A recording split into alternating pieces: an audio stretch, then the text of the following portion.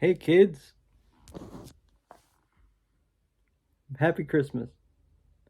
Hey, guess what? I finally have a Christmas related thing to use in a video instead of just using a blanket or a necklace with lights like in my How Murray Saved Christmas video. Um, so, hey guys, Brady here, and it has been a while, hasn't it? Yeah, it has. Ever since my Halloween video, which nobody watched. That's fair. That's fair. I'm a very small YouTuber. I'm not an A-lister or a B-lister or even a C-lister for that matter. I'm just here. But when you have the time, you can watch it. You don't have to. It's not. Screw that. Christmas. It's a great time. Great time indeed. We all get the happy feels and the presents and the family times. Everything is great. And you know what else is great? The movies. Sure, you can argue that some of them have been overplayed. That's fair. I get that. I 100% get that. Elf has been overplayed several thousand times. I understand that. I understand. People can get very irritated with Elf. But one thing you probably wouldn't understand would be that television broadcasters aren't the only ones that make Christmas films or run Christmas films, that is. There's also everybody's favorite company, Netflix. Okay, yes, I'm obviously going to have to say this right now. Not everybody likes Netflix. That's fair. That's 100% okay. Sorry. God, I have a very weird throat right now. But Netflix has a high tolerance for making Christmas films. Some low budget, some not. And with their recent release, Scrooge, I think it's called, it's like an animated film. I'm gonna take a look at an animated Christmas, no, not animated. More so a Christmas Netflix film. Now, trust me when I say this, Netflix can make some very good Christmas movies, like Jingle Jangle, a film that I just watched this year. It's really good. It's like a musical in a way that is kind of intriguing. It's got a very deep story to it as well. And of course, there's the classic Christmas Chronicles duology, which are both great as well. I mean, Kurt Russell is Santa Claus. You have to love it, right? But there's also one last Christmas film that I have yet to watch on Netflix. Well, I mean, there's of course thousands of other ones, but I'm not going to talk about those. We're going to talk about one specific one today. It's a movie that got released last year, and it's called A Boy Called Christmas. Now, I'm going to say this right now. The concept of the movie is a little bit intriguing. It feels, because I just wrapped it up a few days ago. Now I'm watching Santa Claus 3, and that's a blast, I think. You'd think that something like a Lord of the Rings style Christmas movie, that would be cool, right? A high adventure, high octane, an evil witch villain that could destroy the meaning of Christmas as a whole? That sounds nice, doesn't it? Well, no. The movie's not good. I'm going to say this right now. It is not. You'd think that the concept of a Lord of the Rings not like Lord of the Rings style budget or like length or anything like that. Just reminiscent, very magical, whimsical, and sometimes serious, right? You'd think that could be nice for a Christmas movie. But in A Boy Called Christmas's case, it isn't. It really isn't. In fact, it's the only bad Netflix Christmas movie that I've encountered so far.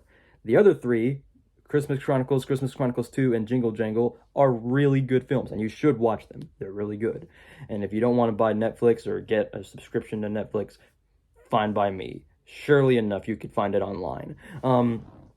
But A Boy Called Christmas is not that great. I mean, it's overproduced, it's loud, it's mean, it's obnoxious, and it just doesn't make that much sense.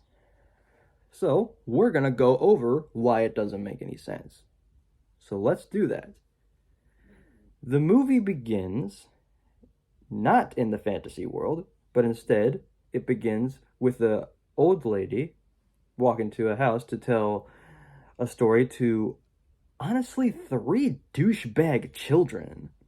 And it's like, a long time ago in the mystical land of mystical land, there was a boy.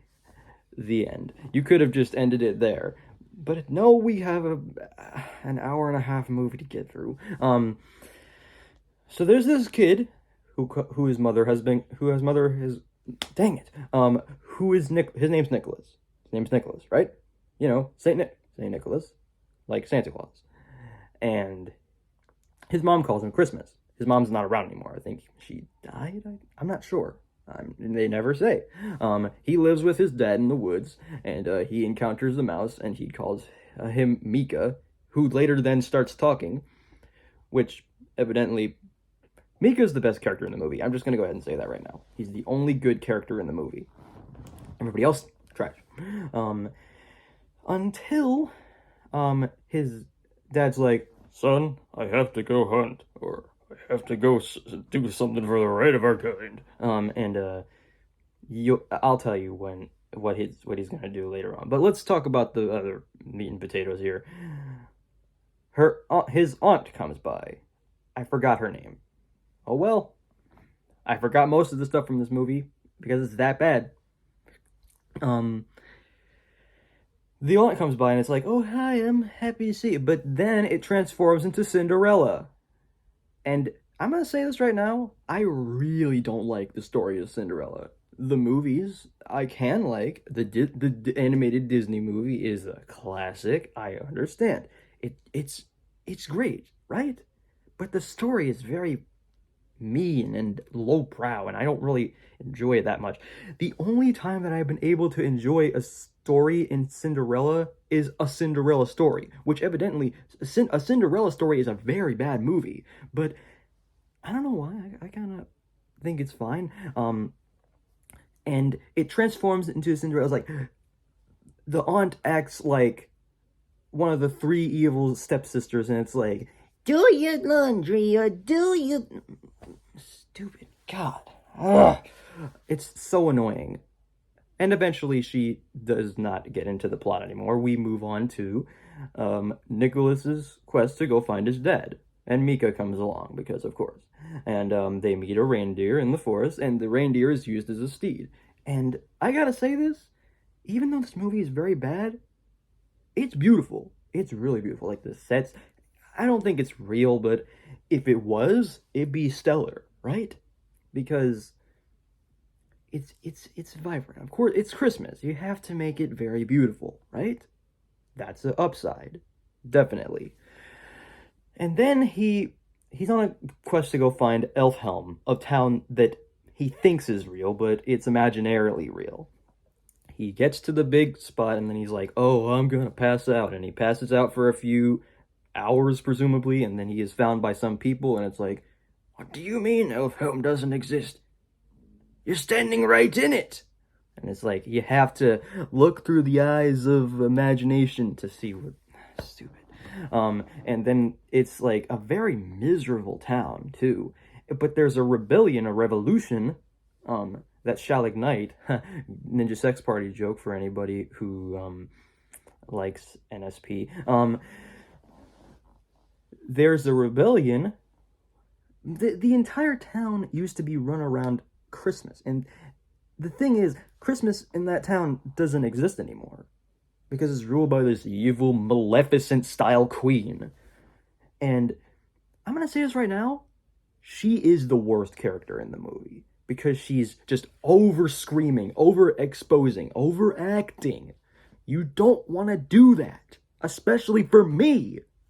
Who... I'm going to say this right now, I really dislike over-exposition in movies. Like, the yelling and the constant conversation, it's too loud, and it gets me very pissed off. And it's like, come on, get on with the movie. Oh, you never mind. That's just a quirk that I have. So, they go to this rebellion, and it's like, Christmas is still alive in this building, ha! And then the evil witch comes in to ruin it. And then Nicholas gets thrown into jail with a very obnoxious fairy girl. God help us all. And then there's this troll who ends up exploding. Jeez, this movie's stupid. And they do escape the prison. And so Nicholas has to go off out of Elfhelm to find his father. To find his father, basically. And it's like, and also to get little Kip. I think they call him that because because the child has been captured, Christmas has officially gone absolutely complete bonkers and is no longer in existence. You get the idea. He goes to find little Kip, and he gets to the woods, right? And he sees these hunters, and one of them is his dad, and it's like, no, stop! He's my son. Don't shoot your arrows at him. And it's like, he's like, should we tie him up? And his dad's like, and he feels very bad for doing that because, yeah, family fun for everybody.